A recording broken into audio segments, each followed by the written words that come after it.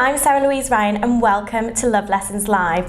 I'm here with Elle of Mutual Attraction Matchmaking, and we're going to be talking today about mastering your mindset in order to find your match.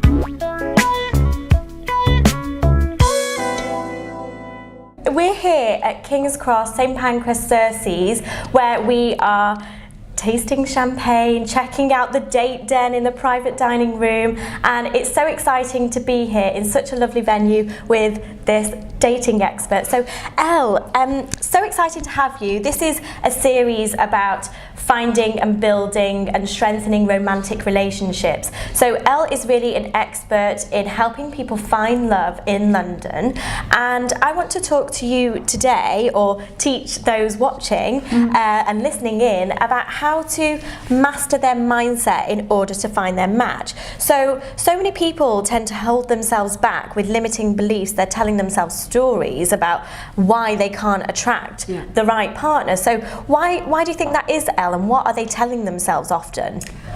I think people, as we all do as humans, suffer from the fear of rejection. So we as humans tend to see the eventualities in sort of what could happen negatively rather than go into it positively, thinking about the good stories. You know, all the news is full of the bad stories and you never hear the good news stories. And I think for the same mindset applies to those that are single and looking for love. It's sort of, oh, what if they don't like me? Or what if I don't, what if I'm not funny enough, or what if I'm not interesting enough, blah, blah. All these what ifs, and those what ifs really manifest itself in not the best way. And actually, instead of arriving on a date or help, you know, on their journey to find love and an awesome partner, these limiting beliefs and conversations that you're having within yourself will actually then hold you back without it being a subconscious or a conscious thing. So Elle, why is it that singles go out there today and are so proactive in their search, let's say online or offline at events or via a matchmaker? Why do they get to this space where they're telling themselves these negative stories that they're thoughts and they're not actually things? How do they arrive at that space? I think because they've already been disappointed, they've already been rejected, they've already, you know, we've all got histories, we've all got past, and they're not all good sort of fairy tale endings with all the rest. So you're playing, your mind is set to focus on the negative. And I think that unfortunately it's about when you explore different avenues, as you said, be it online, matchmaking, or just putting yourself out there, it's really important that you are in the right headspace, because what you put out there you will get back. And therefore a massive sort of facet to what I do, as well, as you rightly said at the beginning, is getting people all, you know, het up and getting their mojo intact and getting them excited again about dating, because too many people are they're holding themselves back.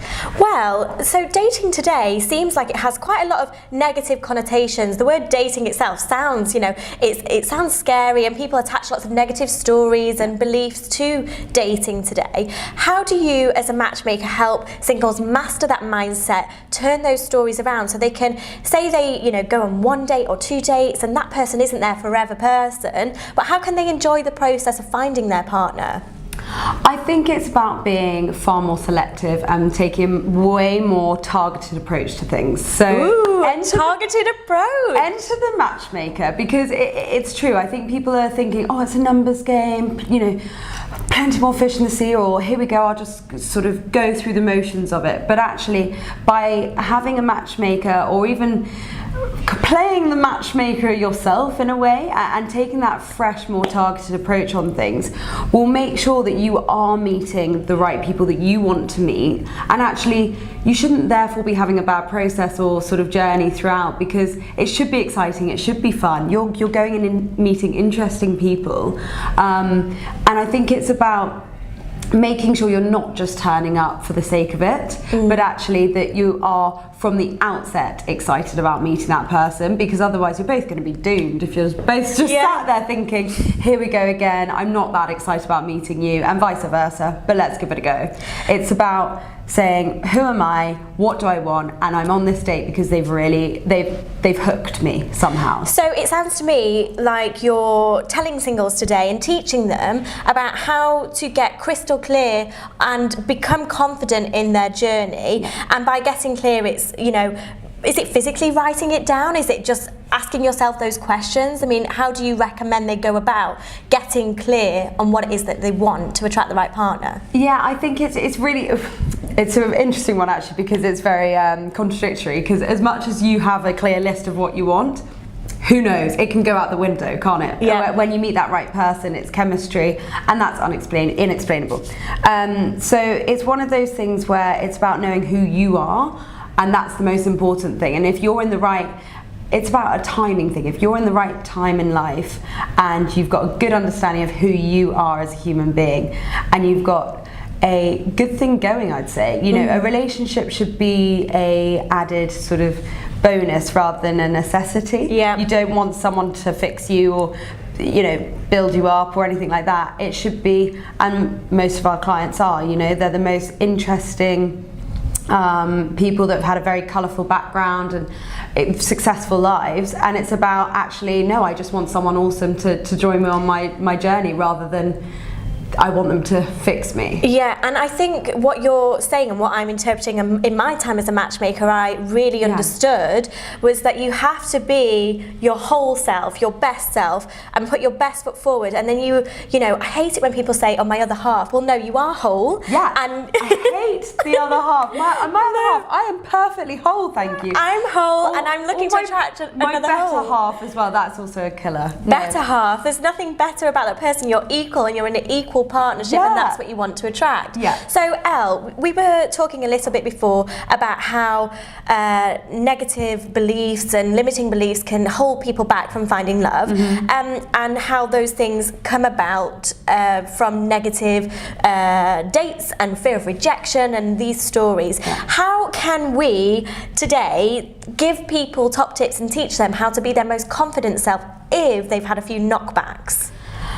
I just think the main thing is just don't take it personally. It's classic line, it's not me, it's you.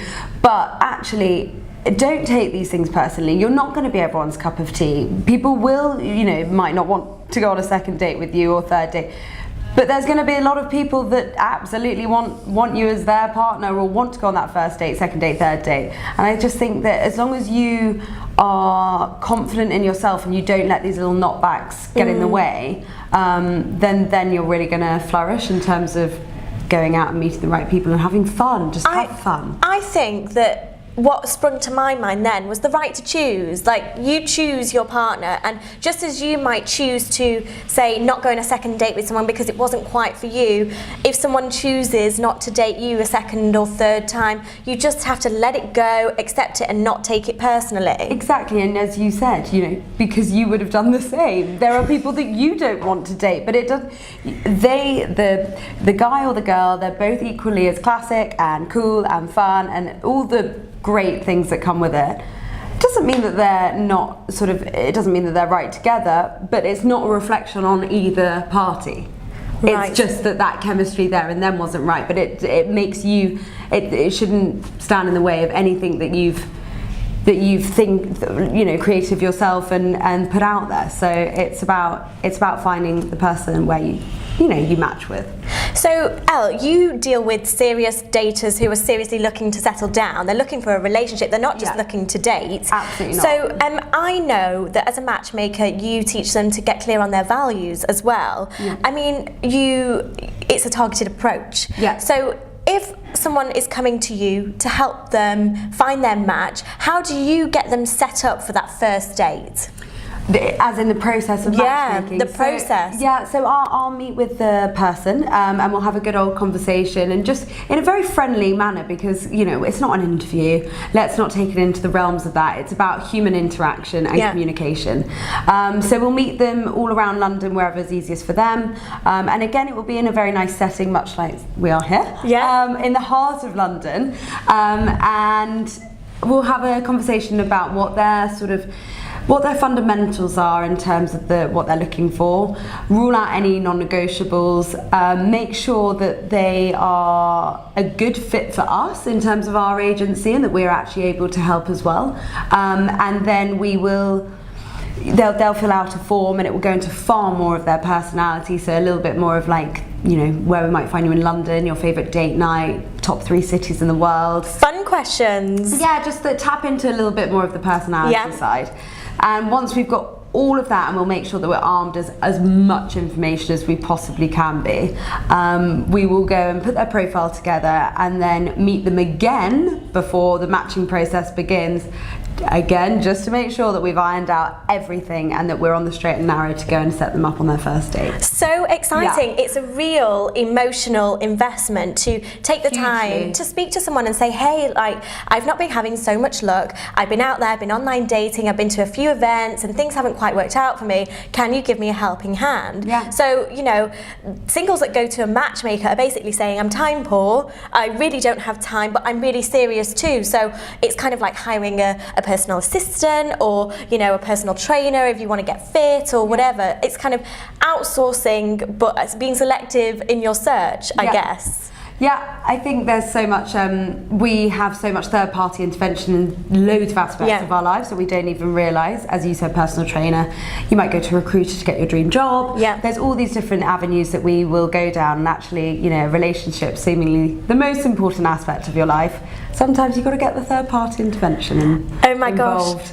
And I guess it's also being accountable to yourself, accountable to actually being serious in the search and being targeted in your strategy for dating, and being accountable to your matchmaker, saying, hey, this date did or did not work out, and here's my constructive and positive feedback in the process, right? Mm-hmm. And feedback is hugely important for both sides because we act as the conduit between the two dates, and actually in order to refine the journey that we have with our clients as their matchmaker, it's really important that we know what they liked, what they didn't, where it went wrong, where it went right, and just really make sure that, again, throughout the process, each one is just getting closer and closer to that Mr. or Mrs. Perfect. Elle, thank you so much for joining us today. Pleasure. This has been Elle from Mutual Attraction, talking about mastering your mindset in order to find your match. I'm Louise Ryan, and this is Love Lessons Live.